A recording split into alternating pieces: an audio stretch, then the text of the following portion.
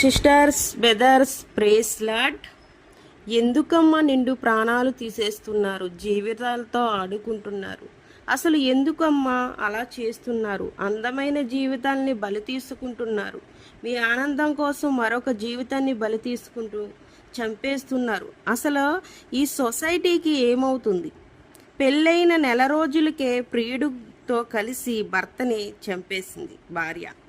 పెళ్లి కాక మునిపే బ్యాంకు మేనేజర్తో ఎఫ్ఐఆర్ పెట్టుకుని సుపారీ ఇచ్చి మరీ భర్తని చంపేసింది.